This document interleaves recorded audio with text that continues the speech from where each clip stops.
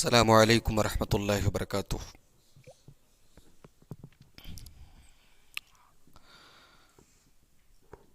الحمد للہ نحمده ونستعینه ونستغفره ونعوذ باللہ من شرور انفسنا ومن سیئات اعمالنا، من يهده الله فلا مضل له ومن يضلل فلا هادي له، واشهد ان لا اله الا الله وحده لا شريك له، واشهد ان محمدا عبده ورسوله، يا ايها الذين امنوا اتقوا الله حق تقاته ولا تموتن الا وانتم مسلمون، يا ايها الناس اتقوا ربكم الذي خلقكم من نفس واحده وخلق منها زوجها وبث منهما رجالا كثيرا ونساء، واتقوا الله الذي تساءلون به والأرحام إن الله كان عليكم رقيبا، يا أيها الذين آمنوا اتقوا الله وقولوا قولا سديدا يصلح لكم أعمالكم ويغفر لكم ذنوبكم، ومن يطع الله ورسوله فقد فاز فوزا عظيما، أما بعد فإن خير الحديث كتاب الله، وخير الهدي هدي محمد صلى الله عليه وسلم، وشر الأمور محدثاتها وكل محدثة بدعة وكل بدعة ضلالة وكل ضلالة في النار۔ اعوذ باللہ من الشیطان الرجیم، بسم اللہ الرحمن الرحیم، وَأَنَّهُ هُوَ أَضْحَكَ وَأَبْكَى۔ صدر محترم، علماء کرام،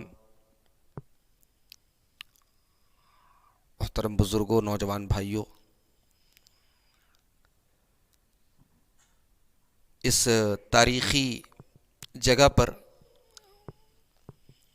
یہ تیسرا پروگرام ہے جس میں میں شرکت کر رہا ہوں، اور بڑی خوشی ہوتی ہے حقیقت میں جتنے خاموشی کے ساتھ، سکون کے ساتھ یہاں لوگ بیٹھ کر باتیں سنتے ہیں، اور پھر اس کے بعد اس مکان کے ساتھ، اس جگہ کے ساتھ جو ہماری جماعت کی روشن تاریخ جڑی ہے، ان تمام چیزوں کو ذہن میں رکھ کر جب یہاں پر آنا ہوتا ہے تو دل باغ باغ ہو جاتا ہے۔ مبارکباد کے حقدار ہیں اتحاد ابناء سلفیہ کے ذمہ داران کہ وقتاً فوقتاً اس طریقے کی دینی مجلسیں یہاں منعقد کرتے ہیں۔ دو بہترین تقریریں آپ نے سماعت کیں، اللہ تعالیٰ کہنے والوں کو، سننے والوں کو، سب کو عمل کی توفیق عطا فرمائے، ہماری حاضری کو اللہ تعالیٰ قبول فرمائے۔ حضرات، انسانی زندگی یکساں نہیں رہتی، اس میں کبھی سکھ ہے، کبھی دکھ ہے۔ کبھی زندگی میں ایسے موقع آتے ہیں جب ہم خوش ہوتے ہیں، مسکراتے ہیں، ہنستے ہیں، اور کبھی کبھی زندگی میں تکلیفیں بھی آتی ہیں، پریشانیاں بھی آتی ہیں، آزمائشیں بھی آتی ہیں،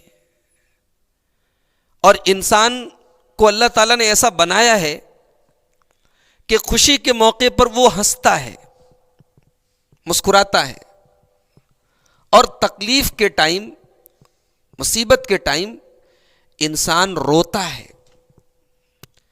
یہ ہنسنا اور رونا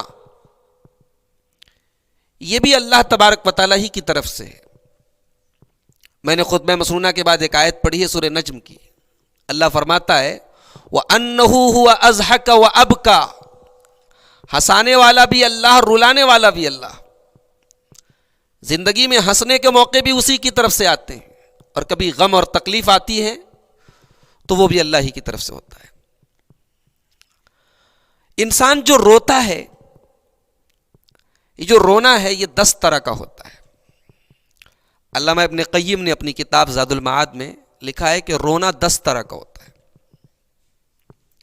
نمبر 1 رونا ہوتا ہے رحمت کا، کسی پر آپ کو رحم آ گیا، ترس آ گیا،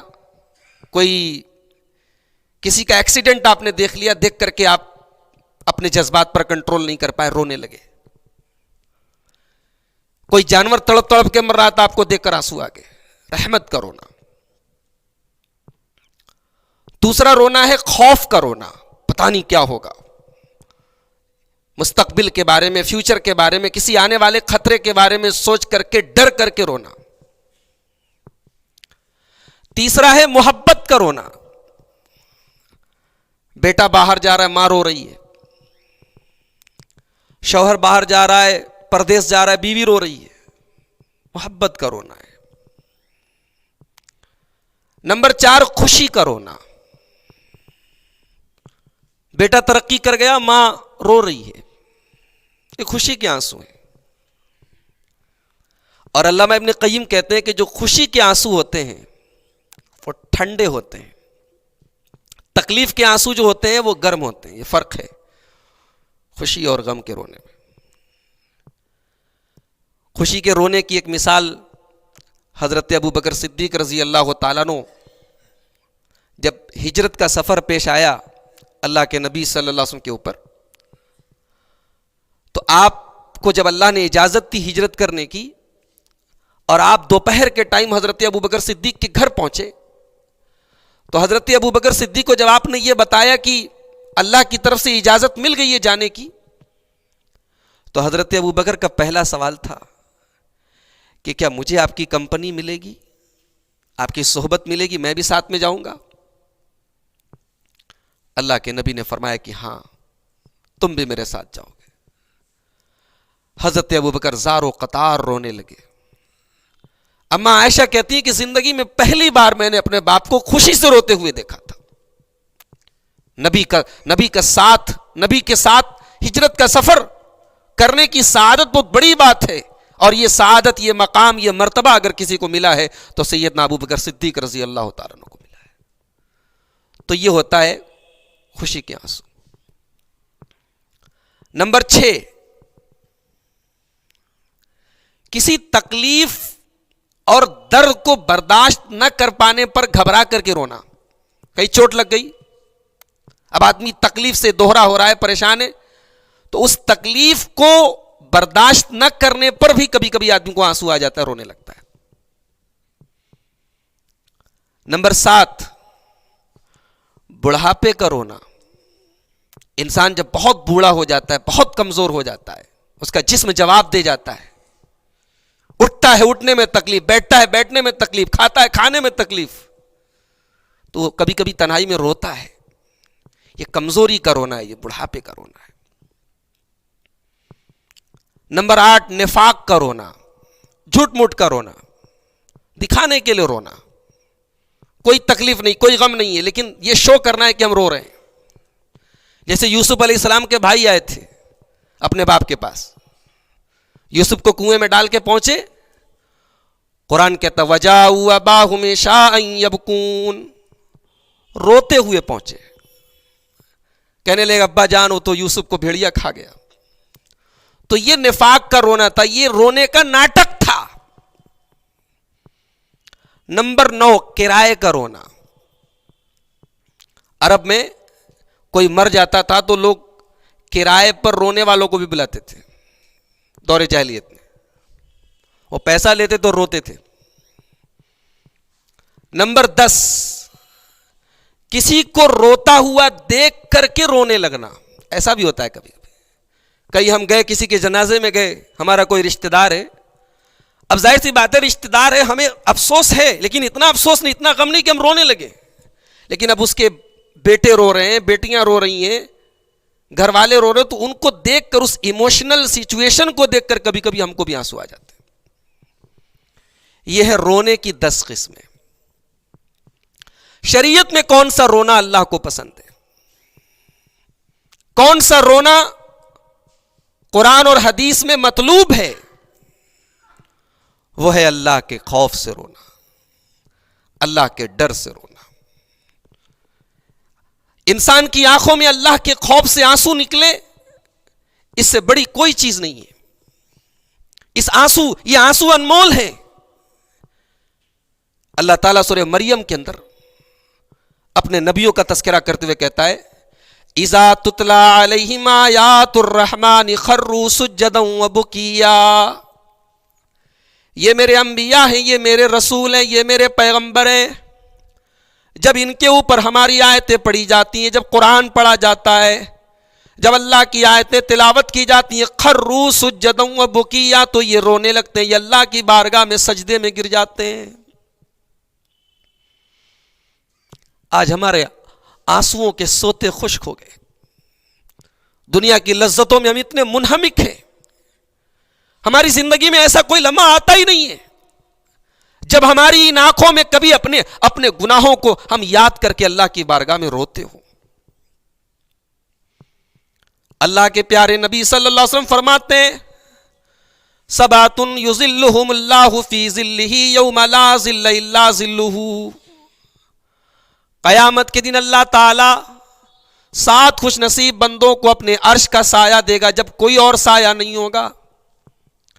ان 7 خوش نصیبوں میں ایک وہ آدمی بھی ہوگا، وَرَجُلٌ ذَكَرَ اللَّهَ خَالِيًا فَفَاضَتْ عَيْنَاهُ، جس نے تنہائی میں اکیلے میں اللہ کو یاد کیا ہوگا، اپنے رب کو یاد کیا ہوگا، اپنے گناہوں کو یاد کیا ہوگا، اور اپنے گناہوں کو یاد کر کے وہ اللہ کی بارگاہ میں تنہائی میں رویا ہوگا۔ یہ آنسو بڑے قیمتی ہیں میرے بھائیو، اللہ کے خوف سے جو آنسو نکلے بڑے قیمتی ہیں، اور یہ آنسو اگر نکل جائیں تو ان آنسوؤں کی اللہ کے یہاں بڑی ویلو ہے۔ اللہ کے پیارے نبی صلی اللہ علیہ وسلم فرماتے ہیں، لا یلج النار رجل بکا من خشیت اللہ، جس آدمی کی آنکھوں سے اللہ کے خوف سے آنسو نکل جائے وہ جہنم میں نہیں جائے گا، حتی یعود اللبن فی الزرع، جب تک کہ جانور کے تھن سے دودھ نکلنے کے بعد واپس نہ چلا جائے۔ کیا مطلب؟ جانور کے تھن سے دودھ نکلنے کے بعد واپس نہیں جا سکتا، اللہ کے خوف سے رونے والا جہنم میں نہیں جا سکتا۔ یہ اس آنسو کی قیمت ہے اللہ کے یہاں۔ اسی لیے اللہ کے پیارے نبی صلی اللہ علیہ وسلم فرماتے ہیں، لیس شیء احب الی اللہ من قطرتین، 2 قسم کے قطرے اللہ کو بہت پسند ہیں، قطرۃ دموع من خشیت اللہ، ایک اللہ کے خوف سے آنسوؤں کا قطرہ اللہ کو بہت پسند ہے، وقطرۃ دم تحرق فی سبیل اللہ، اور اللہ کی راہ میں جو شہید ہوا ہے اس شہید کے بہنے والے خون کے قطرے بھی اللہ کو بہت پسند ہیں۔ آج ہماری زندگی میں، ہماری اس بزی لائف میں، ہماری اس بھاگ دوڑ کی زندگی میں کیا اللہ کے خوف کے لیے کوئی جگہ بچی ہے؟ کبھی ایسا ہوتا ہے ہماری زندگی کے شیڈول میں کوئی ایسا ٹائم بھی ہے کبھی ہم نے رات کی تاریکیوں میں اپنے رب کے آگے اپنی غلطیوں کو، اپنی کوتاہیوں کو یاد کر کے کبھی ہم روئے ہوں؟ اللہ کے پیارے نبی صلی اللہ علیہ وسلم رات میں تہجد پڑھنے کے لیے اٹھتے ہیں۔ اما عائشہ فرماتی ہیں، ابن حبان کی صحیح روایت ہے، آپ اٹھتے ہیں اور بڑی محبت سے اپنی بیوی سے کہتے ہیں، ذرینی اتعبد لربی، اے عائشہ میں جا رہا ہوں اپنے رب کی عبادت کرنے۔ حضرت عائشہ کہتی، انی احب قربک، اے اللہ کے نبی، اے میرے سرتاج، آپ میرے قریب رہیں، میرے پاس رہیں، مجھے پسند ہے، لیکن جس میں آپ کی خوشی ہے اس میں میری خوشی ہے، یہ آپ کی عبادت کا وقت ہے، آپ اٹھیں جائیں اپنے رب کی عبادت کریں۔ اللہ کے پیارے نبی اٹھتے ہیں، فتطہرا، آپ وضو کرتے ہیں، قاما، کھڑے ہوتے ہیں تہجد پڑھنے کے لیے، قیام اللیل کرنے کے لیے، فلم یزل یبکی، اللہ کے پیارے نبی رونے لگتے ہیں، حتی بل حجرو، آپ کا کرتا، آپ کا کپڑا آنسوؤں سے تر ہو جاتا ہے، پھر رونے لگتے ہیں، حتی بل الارض، یہاں تک کہ جس جگہ آپ نماز پڑھ رہے تھے وہاں کی زمین آپ کے آنسوؤں سے تر ہو جاتی ہے، بھیگ جاتی ہے، اور اللہ کے پیارے نبی روتے روتے پوری رات گزار دیتے ہیں، فجر کا وقت آ جاتا ہے۔ مؤذن رسول حضرت بلال رضی اللہ تعالیٰ عنہ اللہ کے نبی کے پاس آتے یہ بتانے کے لیے کہ فجر کا وقت ہو گیا ہے، آ کر کے دیکھتے ہیں کہ اللہ کے نبی رو رہے ہیں۔ اے اللہ کے نبی، کیا بات ہے، آپ اتنا رو کیوں رہے ہیں؟ آپ کو تو اللہ تبارک و تعالیٰ نے آپ کے تمام اگلی پچھلی تمام خطائیں اللہ نے آپ کی معاف کر دی، آپ مغفور لہو ہیں، آپ بخشے بخشائیں، آپ کو اتنی اللہ کی بارگاہ میں اتنا رونے کی کیا ضرورت ہے؟ اللہ کے نبی فرماتے ہیں اے بلال افلا اکون عبدا شکورا، کیا میں اپنے رب کا شکر گزار بندہ نہ بنوں؟ کیا اگر میرے رب نے مجھے یہ مقام دیا بھی ہے تو کیا میرا یہ فرض نہیں ہے کہ میں اپنے رب کا شکر ادا کروں؟ یہ آنسو تو میرے رب کے شکر کے طور پر ہیں۔ اللہ کے نبی رو رہے ہیں اللہ کے خوف سے، اور امتی اس نبی سے محبت کا دعویٰ کرنے والا، اس کی راتیں گناہوں سے بھری ہے، اس کے دن گناہوں سے بھرے ہیں، اسے ایک منٹ کے لیے کبھی توفیق نہیں ہوتی کہ اللہ کی بارگاہ میں کبھی اپنے گناہوں پر شرمندہ ہو، کبھی اس کی آنکھوں سے دو چار آنسو نکلے۔ قرآن ہے آج ہمارے پاس، موبائل کے لیے ہمارے پاس ٹائم ہے، نماز کی حالت میں بھی موبائل پر میسج آ رہا ہے، رنگ ٹون بج رہی ہے۔ کیا صحابہ کرام کے زمانے میں ہم لوگ یہ سوچ سکتے تھے جو آج ہو رہا ہے؟ پوری مسجد موبائل کی رنگ ٹون سے گونج رہی ہے، دن رات ہم اس میں لگے ہوئے ہیں، اور میں عوام کی بات کیا کروں، علماء کا حال یہ ہے، طلباء کا حال یہ ہے کہ قرآن کھولنے کا ٹائم نہیں۔ ہمارا دوست ہمیں کیا میسج کر رہا ہے، ہمارے واٹس ایپ پر کیا میسج آ رہے ہیں، ہمیں فیس بک پر کتنے لوگوں نے لائک کیا، ہمیں اس کی فکر ہے۔ ارے دنیا اگر ہمیں لائک کرتی بھی ہے تو کیا، اگر اللہ نے ڈس لائک کر دیا تو ہم تو بیکار ہو جائیں گے، کچرا ہو جائیں گے، ہم اللہ کے پھینک دیے جائیں گے۔ اور ساری دنیا ڈس لائک کر دے، اللہ اگر ہمیں لائک کر لے تو ہماری نجات کے لیے کافی ہے۔ قرآن اگر ہم کھولیں تو قرآن کے اندر خود اتنی تاثیر ہے، کسی اچھے قاری کی آواز میں آپ قرآن کبھی اس کا معنی اور مطلب سمجھنے کی کوشش کریں، قرآن کے اندر خود اتنی کشش ہے کہ آنکھوں سے آنسو آ جائے۔ اللہ کے پیارے نبی جناب محمد الرسول اللہ صلی اللہ علیہ وسلم ایک مرتبہ عبداللہ ابن مسعود سے کہتے ہیں، عبداللہ اقرا علی القرآن، تم مجھے قرآن پڑھ کے سناؤ۔ حضرت عبداللہ کہتے ہیں اللہ کے نبی یہ قرآن تو آپ ہی کے اوپر نازل ہوا ہے، میں آپ کو کیسے پڑھ کے سناؤں، کیسے آپ کے اوپر پڑھوں؟ کہا کہ عبداللہ آج میں تمہاری زبان سے قرآن کو سننا چاہتا ہوں، تم مجھے قرآن پڑھ کے سناؤ۔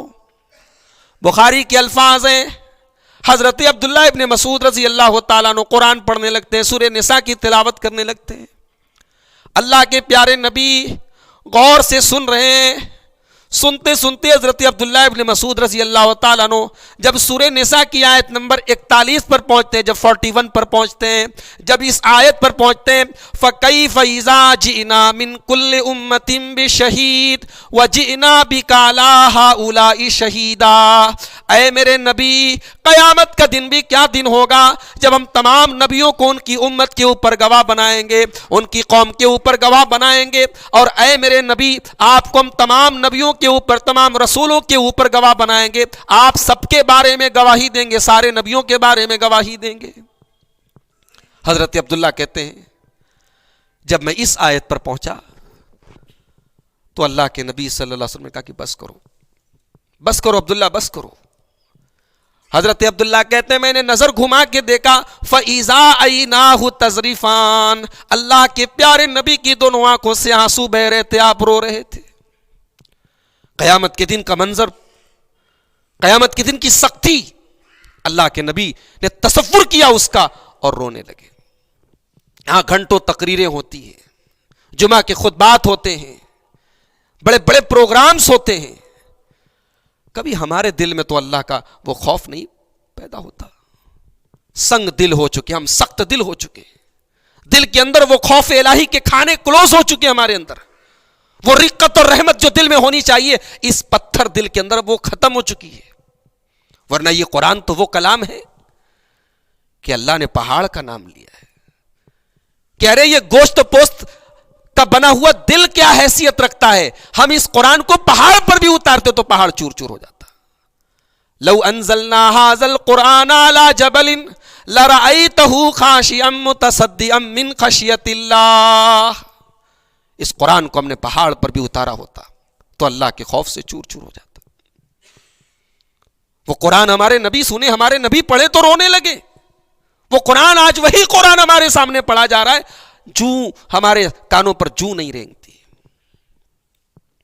اور جانتے ہو اس نبی کو اپنی امت سے پیار کتنا تھا. آج اگر رونے کی بات آئی ہے تو آؤ میں تمہیں نبی کے کچھ آنسو دکھاتا ہوں, نبی کے رونے کے کچھ واقعات سناتا ہوں کہ اللہ کے نبی کب روئے ہیں, کیوں روئے ہیں. اور میرے نبی کے رونے کا انداز بھی بڑا باوقار تھا. صحابی کہتے کہ میں ایک مرتبہ اللہ کے نبی سے ملنے کے لیے گیا. اللہ کے نبی نماز پڑھ رہے تھے اور رو رہے تھے. وفی صدرہ عزیز کعزیز المرجل, اللہ کے نبی رو رہے تھے اور آپ کے رونے کی آواز ایسی آ رہی تھی جیسے چولہے پر ہانڈی رکھی ہو اور ہانڈی کے اندر کچھ پک رہا ہو, کچھ ابل رہا ہو. ہانڈی کے ابلنے کی جو آواز ہوتی ہے, پیارے نبی صلی اللہ علیہ وسلم کے سینے سے وہ آواز آ رہی تھی. یعنی آپ کا رونا جو ہے وہ فیل ہو رہا تھا. ایسا نہیں کہ آپ بہت آواز سے رو رہے تھے. نماز میں آپ رو رہے, اللہ کے ڈر سے رو رہے. اس رونے کی کیفیت کو صحابی بیان کر رہے کہ اللہ کے نبی ہانڈی کے پکنے کی آواز کی طرح رو رہے تھے. اللہ کے نبی ایک مرتبہ قرآن پڑھ رہے تھے. قرآن پڑھتے پڑھتے سورہ ابراہیم کی ایک آیت آپ کی نظروں سے گزری. سورہ ابراہیم کے اندر اللہ تعالیٰ نے حضرت ابراہیم کی ایک دعا کو بیان کیا ہے. ابراہیم علیہ السلام اپنے رب سے دعا کرتے ہیں, رب انہن اضللن کثیرا من الناس, اے اللہ ان پتھر کے بتوں نے تیرے بہت سارے بندوں کو بہکا دیا ہے. فمن تبعنی فانہ منی, اے اللہ جو میری اتباع کرے گا, میری امت میں سے جو میری پیروی کرے گا وہ تو میرا امتی ہے. ومن عصانی, اور جو میری نافرمانی کر رہا ہے, فانک غفور الرحیم, تو اے اللہ تو غفور الرحیم ہے, تو معاف کرنے والا ہے, تو معاف کر دینا. ابراہیم اپنی امت کے گنہگاروں کے لیے دعا کر رہے ہیں کہ اے اللہ معاف کر دینا, میرا نافرمان بھی ہے تو معاف کر دینا. اس کے بعد اللہ کے نبی قرآن کی تلاوت کرتے کرتے سورہ مائدہ کھولتے ہیں اور سورہ مائدہ کی وہ آیت آپ کی نظروں کے سامنے سے آتی ہے. عیسیٰ علیہ السلام اللہ سے دعا کر رہے ہیں, ان تعذبہم فانہم عبادک, اے اللہ اگر تو اپنے بندوں کو عذاب دے دے گا تو تیرا کیا بگڑنے والا ہے, وہ تیرے ہی بندے ہیں. وان تغفر لہم, اور اے اللہ اگر تو معاف کر دے گا, تو درگزر کر دے گا, فانک انت العزیز الحکیم, تو اے اللہ تو طاقت والا ہے, تو غالب ہے, تو حکمت والا ہے, تب بھی تیری طاقت میں کوئی کمی نہیں آئے گی. صحیح مسلم کے الفاظ ہیں. اللہ کے نبی یہ دونوں نبیوں کے واقعات کو قرآن کے اندر پڑھتے ہیں, پھر اپنے دونوں ہاتھوں کو اللہ کی بارگاہ میں اٹھاتے ہیں اور رونے لگتے ہیں اور کہتے امتی اللہم امتی, اے اللہ ابراہیم نے تو اپنی امت کے لیے دعا کر لی, اے اللہ عیسیٰ علیہ السلام نے تو اپنی امت کے لیے دعا کر لی, اے اللہ تیرے محمد الرسول اللہ کی امت کا کیا ہوگا, تیرے آخری نبی کی امت کا کیا ہوگا. اللہ کے نبی اپنی امت کی فکر کر رہے ہیں, اپنی امت کی ٹینشن میں اللہ کے نبی رو رہے ہیں. اللہ اکبر, کتنا پیار ہے اس نبی کے دل میں اپنی امت کے لیے. سلام اس پر جو امت کے لیے راتوں کو روتا تھا, سلام اس پر جو فرش خاک پر جاڑے میں سوتا تھا, سلام اس پر کہ جس کے گھر میں چاندی تھی نہ سونا تھا, سلام اس پر کہ ٹوٹا بوریا جس کا بچھونا تھا. اللہ کی کروڑوں رحمتیں نازل ہوں, صلاۃ و سلام نازل ہوں اللہ کے اس پیغمبر پر, اللہ کے اس نبی پر جس کو اپنی امت سے اتنا پیار ہے. رو رہے اللہ کے نبی. اللہ تعالیٰ حضرت جبریل کو بھیجتا ہے, جبریل جاؤ فسلہ, جاؤ میرے نبی سے پوچھو ما یبکی کا, کیوں رو رہے ہو. حالانکہ اللہ کو پتا ہے, لیکن اللہ تبارک و تعالیٰ اپنے نبی کی زبان سے وہ الفاظ نکلوانا چاہتا ہے.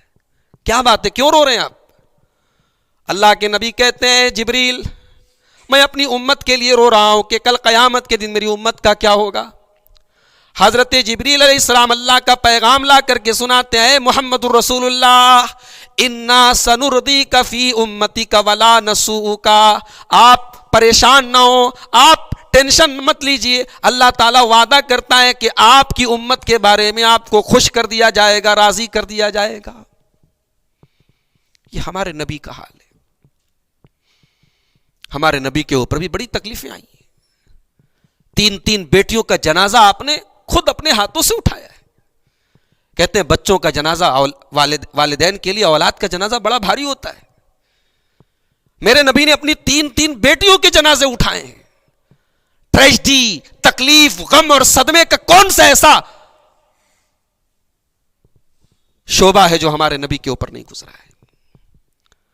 لیکن اللہ کے نبی نے کبھی صبر کا دامن نہیں چھوڑا. روئے ہیں آپ, تکلیفوں میں روئے ہیں, مگر آپ کی زبان ہمیشہ اللہ کی تقدیر پر صابر اور شاکر رہی ہے. آپ کے بیٹے ابراہیم کا انتقال ہو رہا ہے. بخاری کی روایت ہے, ابراہیم کی آخری سانسیں چل رہی ہیں. اللہ کے نبی صلی اللہ علیہ وسلم اپنے بیٹے ابراہیم کو اپنی گود میں لیے ہوئے ہیں. وہ ابراہیم و یجود و بنفسہ, یہ بخاری کے الفاظ ہیں. ابراہیم کی آخری سانسیں چل رہی ہیں. ففاضت عینا, اللہ کے نبی کی آنکھوں سے آنسو بہنے لگتے ہیں, رونے لگتے ہیں. حضرت عبد الرحمن ابن عوف کہتے ہیں, اے اللہ کے نبی, ما ھذا, یہ ہم کیا دیکھ رہے ہیں, آپ رو رہے ہیں, آپ اپنے بچے کی جدائی میں, اپنے بچے کے غم میں آپ کی آنکھوں میں آنسو بہ رہے ہیں. اللہ کے نبی فرماتے ہیں, ھذہ رحمت جعلھا اللہ فی قلوب عبادہ, اے عبد الرحمن, یہ آنسو جو میری آنکھوں سے نکل رہے ہیں یہ اللہ کی رحمت کی نشانی ہے. یہ ایک باپ کے آنسو ہیں جو بیٹے کے لیے نکل رہے ہیں. اس کے بعد بخاری کے الفاظ ہیں, اللہ کے نبی پھر روتے ہیں, اور روتے ہوئے اللہ کے نبی کی زبان پر یہ الفاظ ہوتے ہیں. اللہ کے نبی کہتے ہیں, ان العین تدمع والقلب یحزن ولا نقول الا ما یرضی ربنا. اے ابراہیم, تیرے جانے سے تیرے باپ کے دل کو صدمہ پہنچا ہے, تیرے جانے سے تیرے باپ کی آنکھوں میں آنسو بہ رہے ہیں, لیکن اے ابراہیم, تیرا باپ اپنی زبان سے کوئی ایسا جملہ نہیں نکالے گا جس سے اللہ ناراض ہو جائے. یہ ہے محمد رسول اللہ کے آنسو. آپ کی بیٹی نے آپ کے پاس پیغام بھیجا, یہ بھی بخاری کے الفاظ ہیں. بیٹی نے پیغام بھیجا کہ آپ کی نواسی کا آخری ٹائم ہے, یا نواسے کا, حدیث میں دونوں الفاظ موجود ہیں. اللہ کے نبی کے پاس پیغام آیا کہ آپ کا نواسا آخری وقت میں ہے, مرض الموت میں ہے. اللہ کے نبی نے اپنی بیٹی کو پیغام بھیجا کہ جاؤ میری بیٹی سے کہہ دو, اِنَّ لِلَّهِ مَا أَخَذَ وَلَهُ مَا عَطَى. ہر چیز کا مالک اللہ ہے, اولاد دینے والا بھی اللہ, اولاد کو اٹھانے والا بھی اللہ ہے. اللہ کی مرضی اللہ جب دے دے, اللہ کی مرضی جب لے لے. فَلْتَصْبِرْ وَلْتَحْتَسِبْ, اے میری بچی تو صبر سے کام لے. پھر بیٹی کا پیغام آیا, اللہ کا واسطہ دیتی ہوں تھوڑا سا میرے گھر تشریف لے آئیں. اللہ کے نبی اپنی بیٹی کے گھر پہنچے اور اپنے نواسے کو گود میں لیا. اپنے نواسے یا نواسی کو آپ نے گود میں لیا, اور بخاری کے الفاظ ہیں, وَالصَّبِيُّ يَتَقَعْقَعُ, بچہ آخری سانسیں لے رہا ہے. اللہ کے نبی رونے لگتے ہیں. اس روایت میں حضرت سعد بن عبادہ کا نام آیا ہے کہ وہ سوال کرتے کہ اللہ کے نبی آپ کیوں رو رہے ہیں. اللہ کے نبی وہی جواب دیتے ہیں جو حضرت ابراہیم کے انتقال پر دیا تھا. کہا کہ اے سعد, یہ اللہ کی رحمت کی نشانی. باپ اپنے بیٹے کے مرنے پر باپ رو سکتا ہے, رونا منع نہیں, آنسو منع نہیں. منع کیا ہے کہ آدمی نوحہ کرے, کوئی مر جائے اس کا نام لے لے کے چلائے, عورتیں چلائیں, یہ منع ہے. آنسوؤں پر پکڑ نہیں اللہ کے ہاں. تو یہ ہمارے رسول کے آنسو ہیں میرے بھائیوں. اللہ کے نبی یتیم تھے, اور اسی لیے یتیم کا درد سمجھتے تھے. ہمارے نبی نے اپنی شریعت میں یتیم کا اتنا خیال کرنے کا کیوں حکم دیا؟ قرآن میں جہاں بھی غریب کا ذکر آیا ہے, مسکین کا ذکر آیا ہے, وہاں یتامہ, یتیم کا ذکر ضرور آیا ہے. یتیم کے درد کو ایک یتیم سمجھ سکتا ہے. اللہ کے نبی یتیم تھے, پیدا ہوئے باپ کا سایہ نہیں تھا. 6 سال کی عمر میں ماں کو کھو دیا آپ نے. ماں کی یاد آتی تھی, ماں کی محبت کبھی کبھی سینے میں جب ہلورے لیتی تھی, جب یاد آتی تھی ماں کی, تڑپ جاتے تھے اللہ کے نبی صلی اللہ علیہ وسلم. ایک مرتبہ اپنے صحابہ کو لے کر اپنی ماں کی قبر پر گئے. صحیح مسلم کے الفاظ ہیں, اپنی ماں کی قبر پر گئے اور رونے لگے. آپ رو رہے ہیں اور صحابہ کرام آپ کے آس پاس, آپ کی ہچکیاں بدی ہیں, رو رہے ہیں, صحابہ بھی رو رہے ہیں. اللہ کے نبی اپنے صحابہ سے کہتے ہیں, میں نے اپنے رب سے اجازت مانگی تھی کہ اے اللہ میں اپنی ماں کے لیے مغفرت کی دعا کرنا چاہتا ہوں. اللہ نے اجازت نہیں دی. اللہ نے اپنے نبی کو اجازت نہیں دی کہ آپ اپنی ماں کے لیے مغفرت کی دعا نہیں کر سکتے. آپ کی ماں توحید پر نہیں تھی. پھر میں نے اپنے رب سے اجازت مانگی کہ کیا میں اپنی ماں کی قبر پر جا سکتا ہوں؟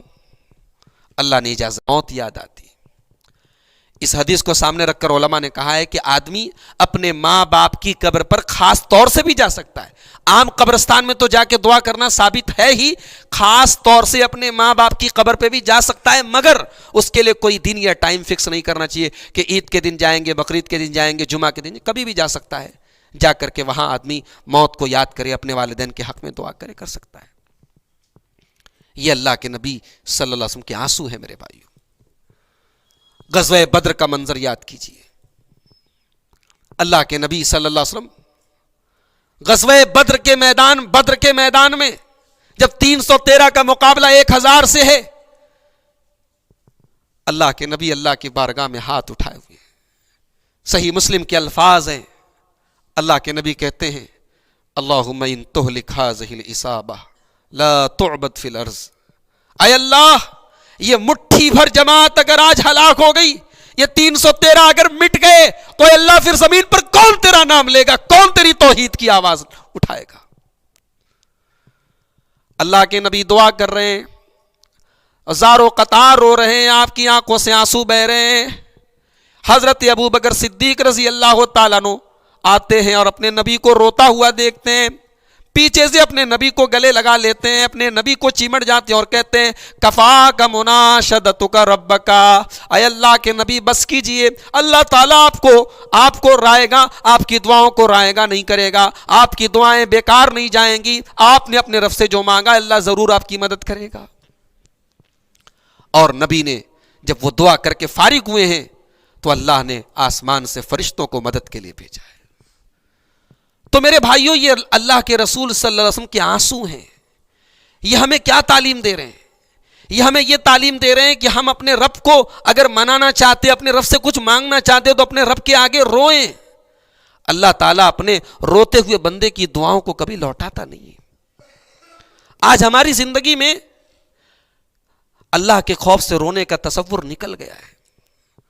حقیقت میں آج ہم قرآن کریم کی اس آیت پر فٹ بیٹھ رہے ہیں, ثم قست قلوبکم, تمہارے دل سخت ہو گئے, فہی کالحجارہ, تمہارے دل پتھر کی طرح ہو گئے, او اشد قسوہ, پتھر سے بھی زیادہ سخت ہو گئے. آج ہم مردوں کو دیکھتے ہیں, جنازوں کو دیکھتے ہیں, روزانہ کسی نہ کسی کے انتقال کی خبر سنتے ہیں, لیکن کبھی موت کے بعد کی زندگی ہمارے ذہن میں نہیں آتی. ابن ماجہ کی روایت ہے, اللہ کے نبی صلی اللہ علیہ وسلم ایک جنازے میں جا رہے ہیں, اور جنازے میں جب اللہ کے نبی پہنچتے ہیں, جنازے کو قبر میں اتارا جا رہا ہے, اللہ کے نبی رونے لگتے ہیں. وہیں پر بیٹھے ہوئے اللہ کے نبی رونے لگتے ہیں, یہاں تک کہ آپ کے آنسوؤں سے وہاں کی زمین تر ہو جاتی ہے. صحابہ کرام بھی آپ کو دیکھ کر رونے لگتے ہیں.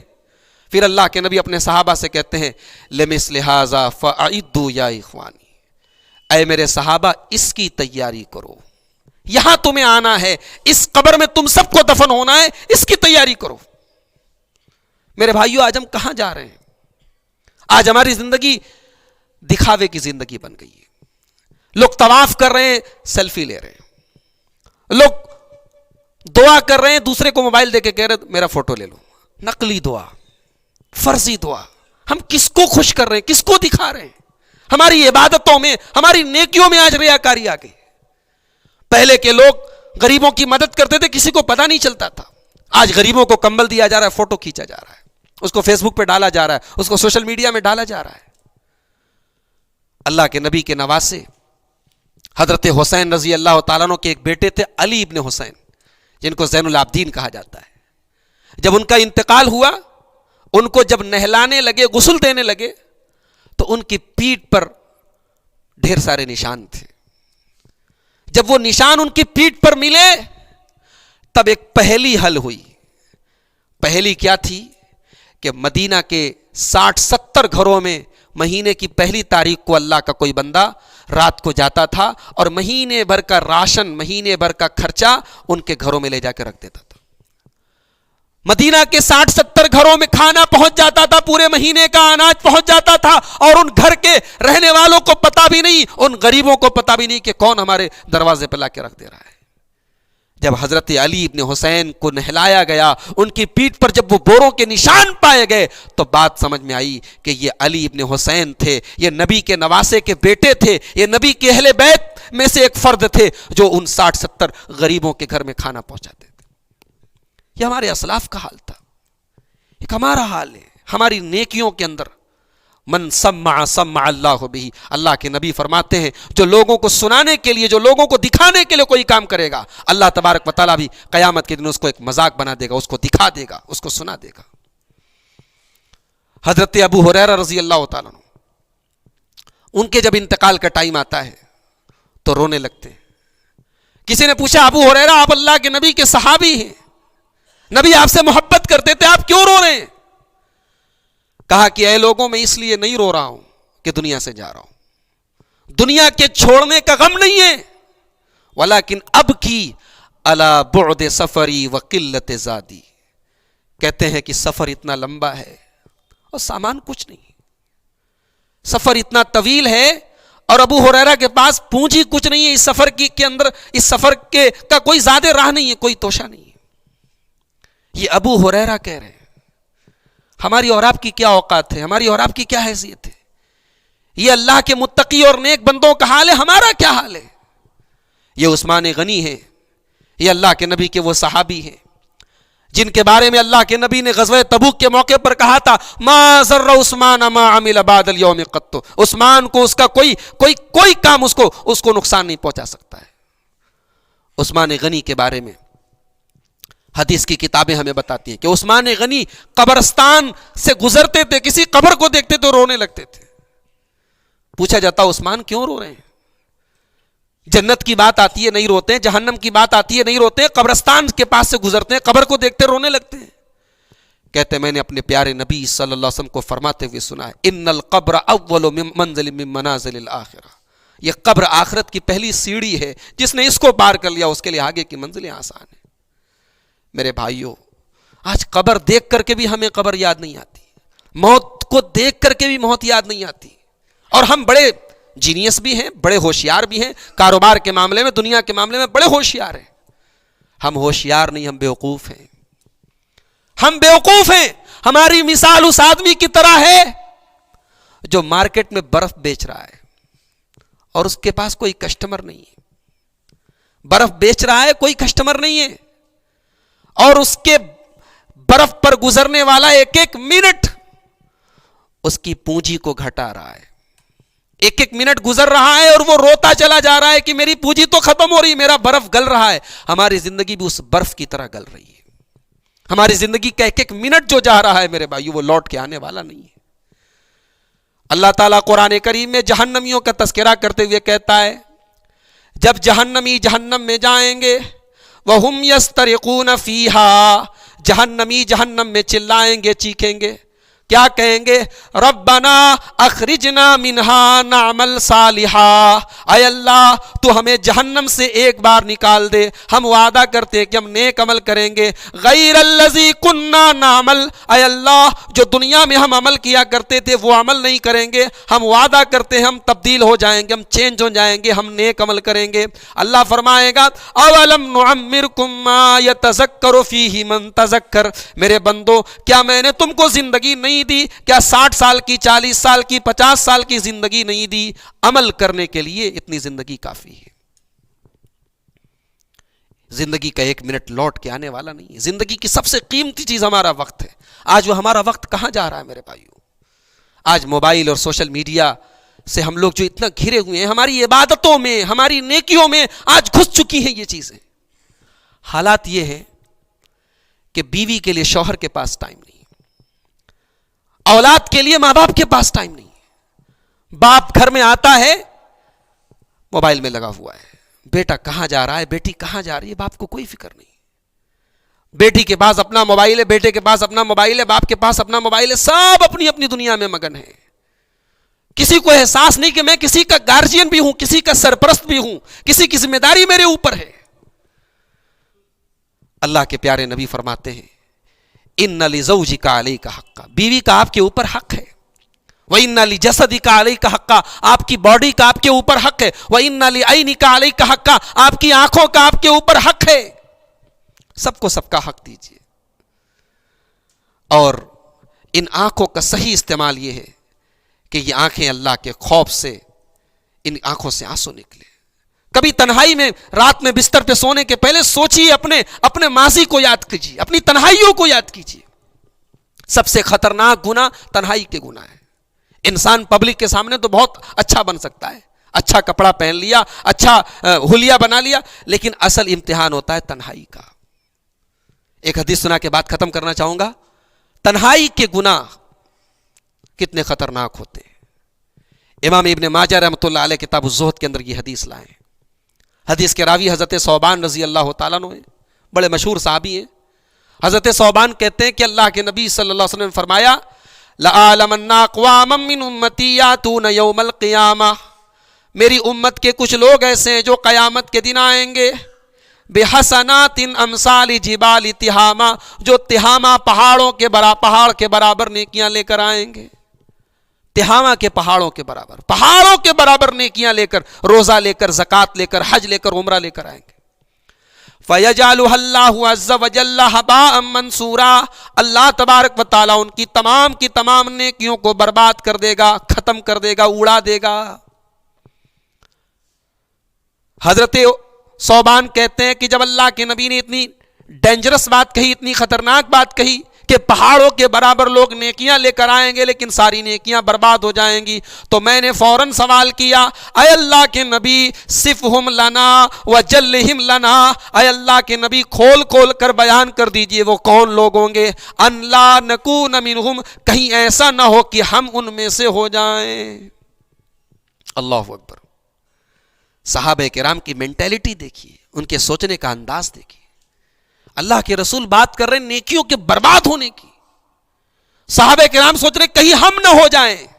ان کو چنتا ہے, ان کو فکر ہے اس بات کی کہیں ہماری نیکیاں برباد نہ ہو جائیں. اور ہمارے پاس تو نیکیاں ہی نہیں ہیں, برباد کیا ہوں گی. ہمارے اکاؤنٹ نیکیوں کے خالی ہیں.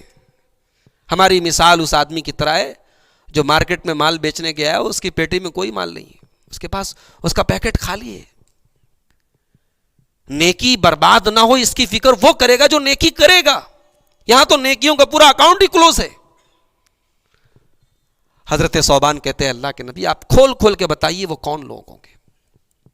اللہ کے نبی نے فرمایا, اما انہم اخوانکم, سنو وہ تمہارے ہی بھائی ہوں گے, ومن جلدتکم, اور تمہاری ہی جنس سے ہوں گے, انسان ہوں گے, جنات نہیں ہوں گے.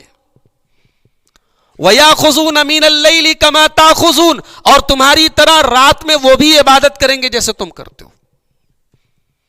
اے اللہ کے نبی تو پھر ہمارے اور ان کے بیچ میں ڈفرنس کیا ہوگا, فرق کیا ہوگا؟ کہا کہ فرق یہ ہوگا وَلَكِنَّهُمْ إِذَا خَلَوْا انْتَهَكُوا بِمَحَارِمِ اللَّهِ, ان کی تنہائیاں گناہوں سے بھری ہوں گی. جب وہ تنہائی میں جائیں گے, اکیلے میں جائیں گے, بند کمرے میں جائیں گے. اور آج اس موبائل نے, اس گندگی کی آزاد دنیا نے ہمیں وہ موقع دے دیا ہے. اگر آج یہ موبائل ہمارے ایک نوجوان کے پاس ہے تو اس کو اس گندگی کے طوفان سے اگر کوئی چیز بچا سکتی ہے تو اللہ کا ڈر بچا سکتا ہے, اللہ کا خوف بچا سکتا ہے. اللہ کے نبی فرما رہے ہیں تنہائیاں گناہوں سے بھر جائیں گی. تنہائیوں کو گناہوں سے مت لبریز کرو میرے بھائیوں, تنہائیوں کو اللہ کے خوف سے لبریز کرو. تنہائی میں, اکیلے میں کبھی موقع ملے تو اپنے رب کے آگے ہاتھ اٹھا کے سوچو کہ ہماری پچھلی زندگی کیا ہے. ہم دنیا کے لیے بہت اچھے ہیں, دنیا ہمیں بہت لائک کرتی ہے, بہت پسند کرتی ہے, مگر کیا ہمارا رب ہمیں لائک کرتا ہے؟ کیا ہمارا رب ہم سے خوش ہے؟ دنیا اگر ناراض بھی ہو تو چلے گا, دنیا ہمیں لائک نہ کرے چلے گا, لیکن اللہ اگر ناراض ہو جائے تو پھر ہم تو کہیں کے نہیں رہیں گے. اللہ سے دعا ہے رب العالمین ہمیں اپنے دلوں میں اللہ تبارک و تعالیٰ اپنا خوف پیدا کرنے کی توفیق عطا فرمائے. اللہ تعالیٰ ہمیں موت اور آخرت کی تیاری کرنے کی توفیق عطا فرمائے. اللہ ہمارے نوجوانوں کو خاص طور سے دین اور شریعت کا پابند بنائے. آج کی یہ مجلس جو منعقد ہوئی ہے, اس طریقے کی مجلسوں کو منعقد کرنے, ان کے اندر سننے اور عمل کرنے کی نیت سے ہم سب شامل ہوتے ہیں. اللہ اس طریقے کی مجلسوں میں ہماری حاضری کو قبول فرمائے. ہمیں یہاں جتنے لوگ بیٹھے ہیں اللہ سب کے مصیبتوں کو, پریشانیوں کو اللہ تعالیٰ دور فرمائے. جو بیمار ہیں، پریشان ہیں، اللہ ان کی بیماریوں سے ان کو شفاء کامل عاجل عطا فرمائے۔ جو دنیا سے ہمارے مرحومین جو جا چکے ہیں، اللہ ان کی مغفرت فرمائے۔ جو موجود ہیں، اللہ ان کا ایمان پر خاتمہ فرمائے۔ اللہ تعالی ہماری مسجدوں کی، ہماری عبادت گاہوں کی، ہمارے علماء کی، ہمارے دینی اداروں کی حفاظت فرمائے۔ اللہ ہمارے جان و مال کی، ہماری عزت و آبرو کی حفاظت فرمائے۔ اللہ ہمارے ملک کے امن اور چین اور سکون کی حفاظت فرمائے۔ اللہ جب تک دنیا میں زندہ رکھے، اسلام پر زندہ رکھے اور خاتمہ ہمارا ایمان پر ہو۔ آمین۔ وآخر دعوانا الحمدللہ رب العالمین۔ السلام علیکم ورحمۃ اللہ۔